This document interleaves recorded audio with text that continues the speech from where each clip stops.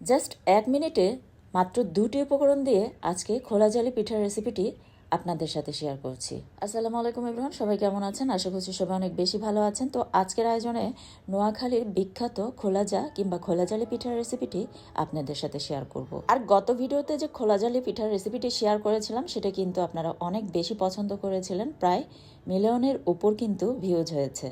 তো আশা করছি আজকের রেসিপিটিও আপনাদের কাছে অনেক সহজ আর ভালো লাগে। সাধারণত এই খোলা জালি কিন্তু খোলায় তৈরি করা হয়ে থাকে, তবে আমাদের কাছে অনেকেরই কিন্তু খোলা থাকে না।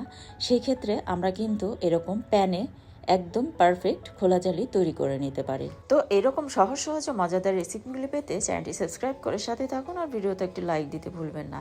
আর আপনাদের টাইমলাইনে শেয়ার করে রেখে দিতে পারেন, যখন ফ্রি থাকবেন ঝটপট বানিয়ে নিতে পারবেন।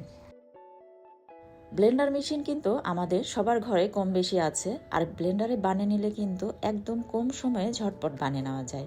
তো শুকনো চালের গুঁড়ি আমি মেজারমেন্ট কাপে 2 কাপ পরিমাণ নিয়ে নিলাম, আর 2 কাপ শুকনো চালের গুঁড়ির সাথে আমি অ্যাড করে দিয়েছি 2টি ডিম। আর এখানে একটা টিপস হচ্ছে, প্রত্যেক কাপে কিন্তু আপনাদের একটি করে ডিম অ্যাড করতে হবে, তাহলে কিন্তু এই পিঠাটি একদম পারফেক্ট হবে। তো আমি কিন্তু গত ভিডিওতে 2টি উপকরণ দিয়ে খোলা জালি শেয়ার করেছিলাম। তো আজকে জাস্ট আমি একটু ঝাল করে তৈরি করছি। তো তার জন্য কিছু ধনিয়া পাতা অ্যাড করে দিয়েছি, আর 2টি কাঁচা মরিচ অ্যাড করে দিলাম।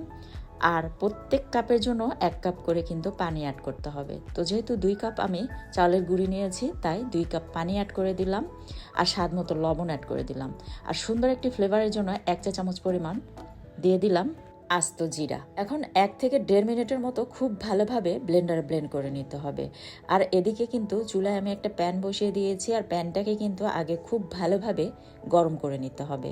আর এটা অবশ্যই কিন্তু খেয়াল রাখতে হবে যে প্যানটি খুব ভালোভাবে গরম হয়েছে কিনা।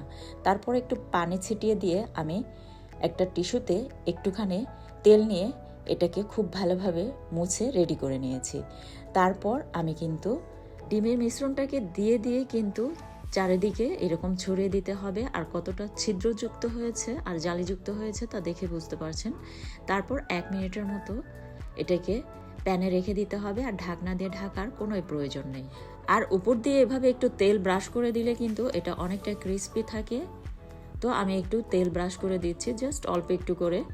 আর ব্রাশ না থাকলে আপনারা একটি টিস্যু পেপারের সাহায্যে কিন্তু একটু তেল এভাবে মাখিয়ে নিতে পারেন।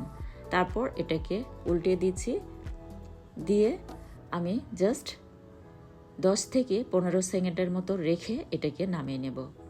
আর এটা কতটা পারফেক্ট হয়েছে তা দেখেই বুঝতে পারছেন। তো 1 থেকে 1.5 মিনিটের মধ্যে কিন্তু এক একটি পিঠা হয়ে যাবে।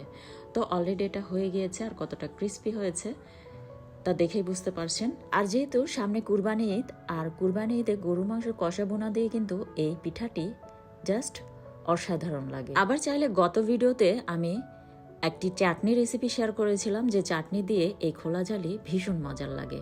আর লিঙ্কটা আমি ডেসক্রিপশন বক্সে দিয়ে দিব, আপনারা চেক করে নেবেন। আর প্রত্যেকটি পিঠা বানানোর আগে প্যান অবশ্যই একটু তেল দিয়ে সুন্দর করে মুছে নিয়ে ব্যাটারটি দিয়ে দেবেন। আর আরেকটি টিপস হচ্ছে, তাওয়া খুব ভালোভাবে গরম করে কিন্তু ব্যাটারটি ছেড়ে দিলে এরকম জালিযুক্ত এবং ছিদ্রযুক্ত হবে। তো আশা করছি রেসিপিটি আপনাদের কাছে অনেক সহজ আর ভালো লেগেছে। ভালো লাগলে চ্যানেলটি সাবস্ক্রাইব করে সাথে থাকবেন। ধন্যবাদ সবাইকে।